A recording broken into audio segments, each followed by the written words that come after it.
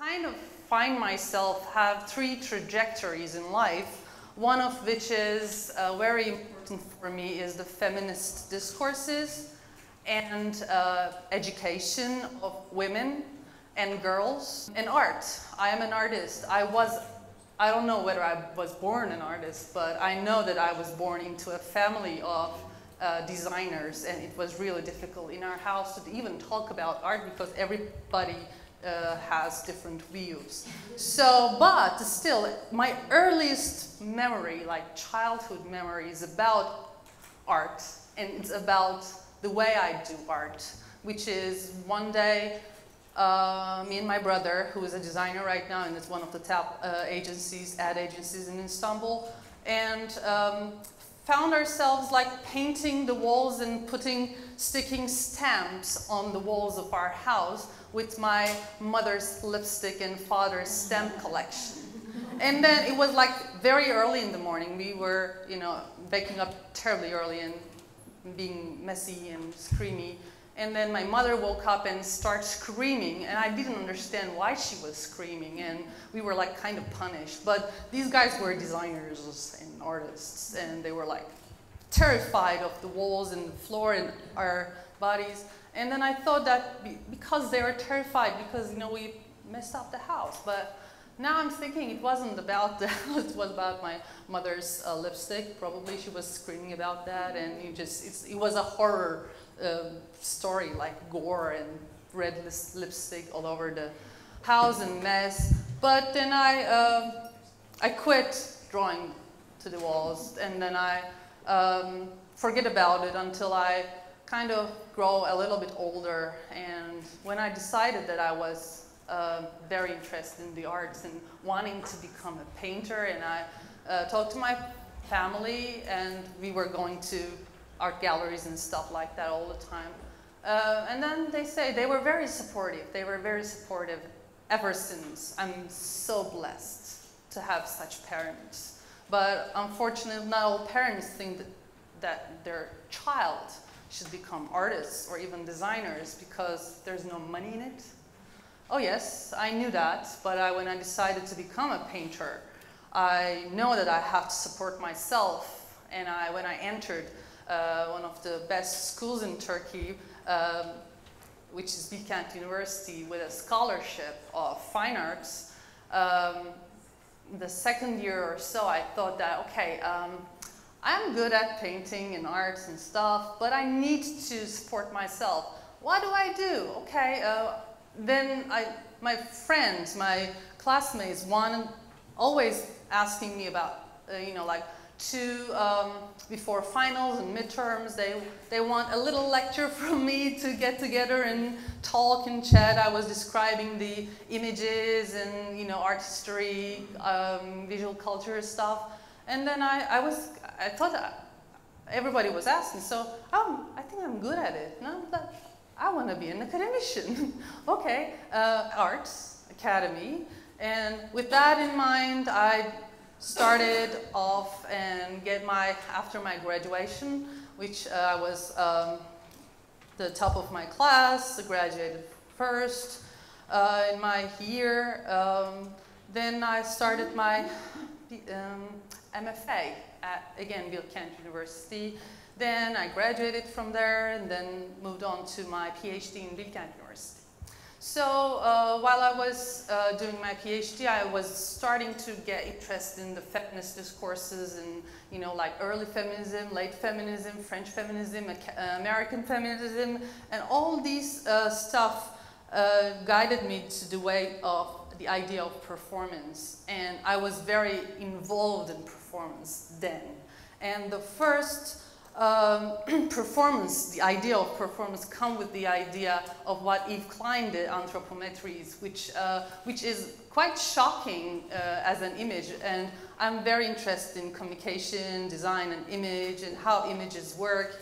And I always have some sort of passion how an image, an event, tells more than you can ever say, more than you can ever write. Because not only it indulges what I am thinking, it indulges whoever else's thoughts and ideas, and opinions and feelings, and bring it back to the image itself. So the idea of image, the performance, and the work of art is kind of having some sort of recollection in my myself, in my body, and I wanted to project it back to the audience because I'm very interested in the idea of interaction with my audience.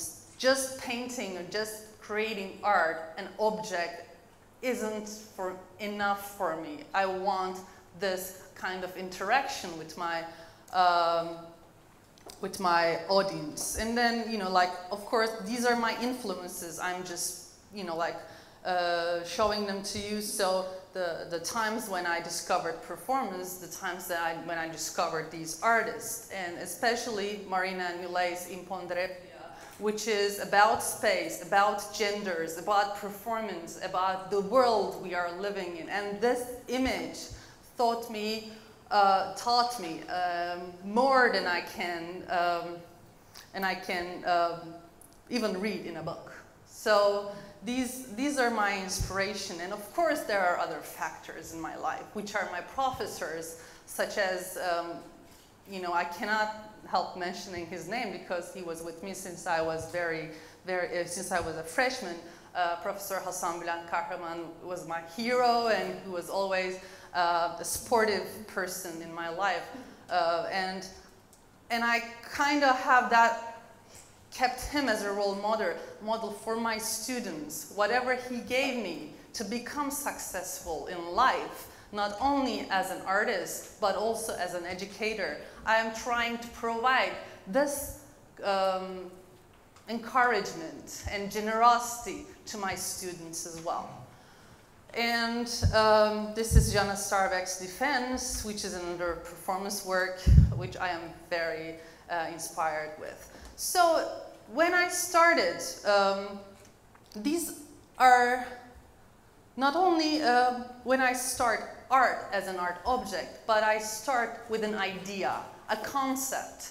For instance, ever since I tried to create something with my hand, first I envision an idea and concept, and like a leitmotif, the idea of puppet, the idea of puppetry is a revoking concept for me, with all its gore and all its awe and all its functionality, and with the also the entertainment aspect of it.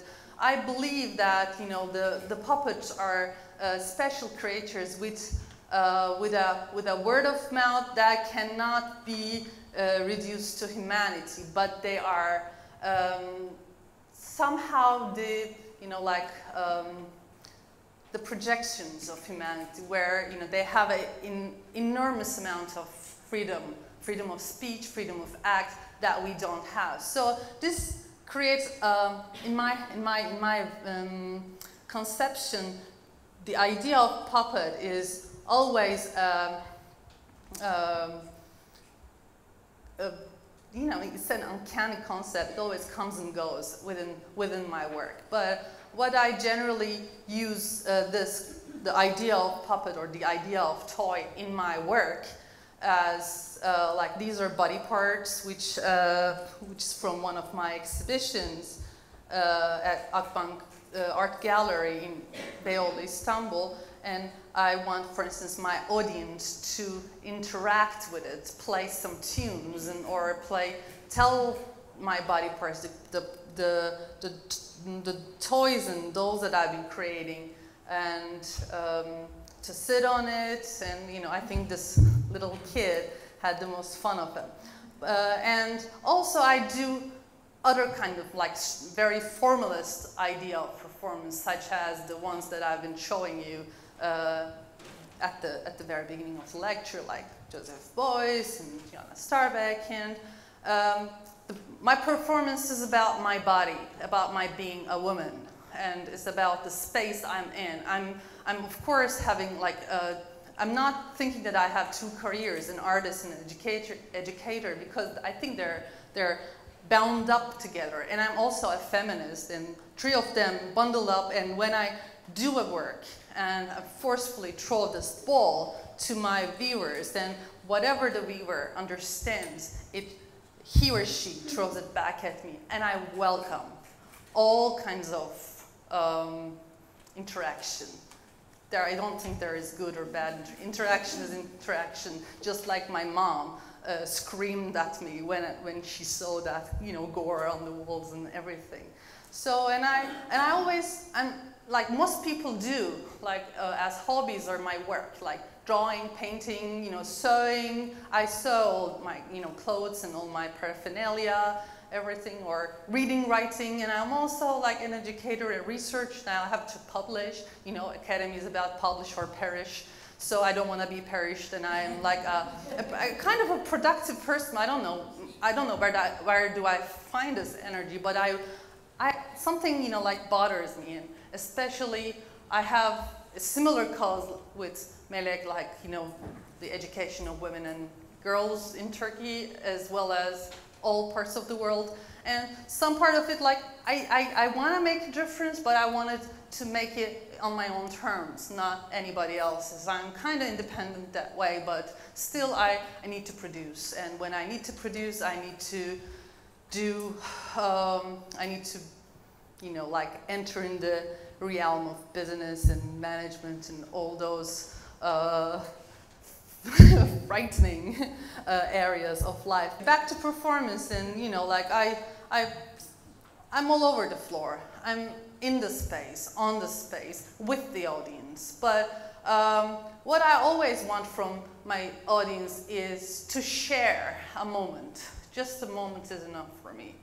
And this moment is not on my terms. This moment is on my audience's terms. My last performance, like 2 weeks before, I asked my audience to share a dream of their own. I want them to tell me what they dreamt last night, like, what did you dream last night?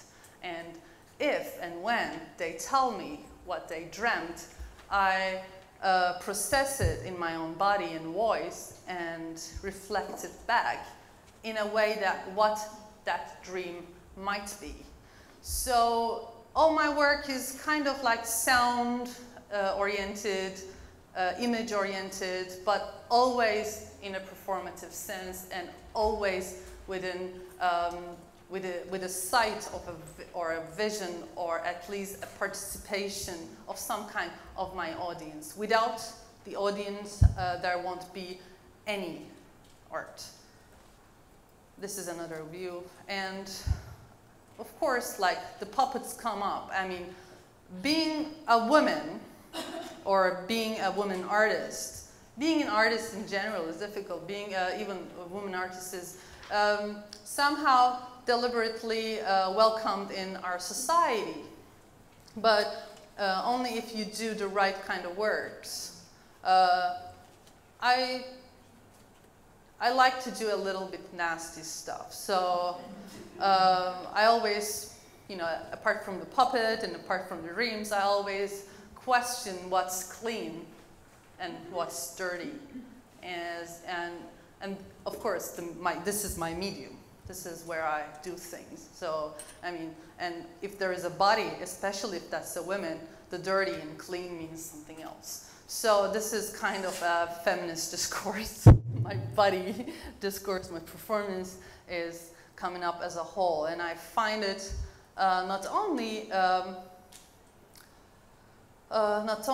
satisfactory, but also something that I have to do if I keep on raising issues of women's freedom, women's work, and women's agenda live. Thank you for your time, and it's such a privilege to be here, actually, to be with such incredible women and men, especially. Thank you so much.